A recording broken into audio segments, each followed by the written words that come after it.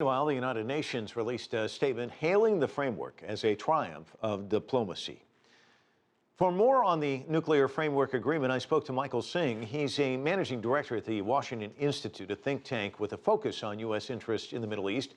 I asked him, with all the past stumbles, did the stars align this time, and is that why the process worked? Well, first, I think we have to say that we don't actually have an agreement yet, and it remains to be seen if the stars will align. What we've seen from the outset is you have these now competing versions of the agreement from the Iranian side and the American side, and we still have to see if a deal is going to materialize. If a deal does materialize, it's really because of three things. You've got economic sanctions on Iran, which are probably the harshest economic sanctions we've brought to bear on any country in the history of sanctions. Second, you've got lots of American concessions, such that the final deal here looks a whole heck of a lot like what Iran's been demanding for a long time, rather than what the U.S. has been demanding.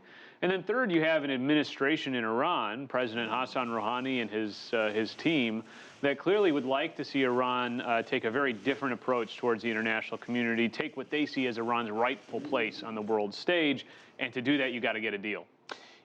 You're right. This is not a deal, but it is a framework, and even getting to this point has been extremely difficult. What's your sense, though? I mean, are we going to get a deal in the end?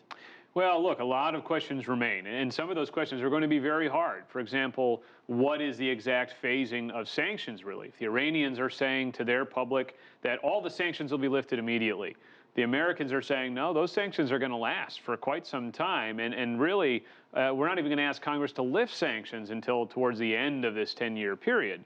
Then there are a lot of other questions about the nature of the inspections regime, what Iran does with its excess centrifuges in enriched uranium stockpile.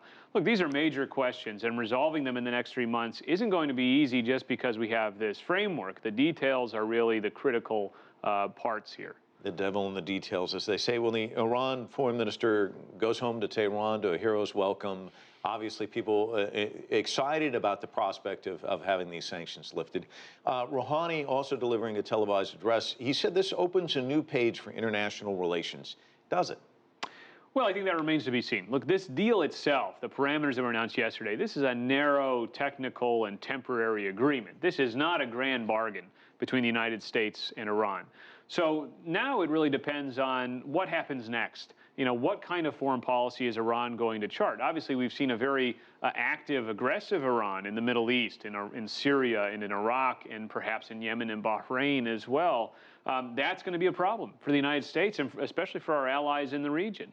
What is Iran's policy on human rights going to be? Remember, they're still holding a Washington Post reporter in prison, and that's going to be a problem for the United States as well. So this deal itself doesn't deliver that broad reorientation for Iran. That will have to happen in diplomacy that follows this deal. Well, Singh, thanks so much for your time.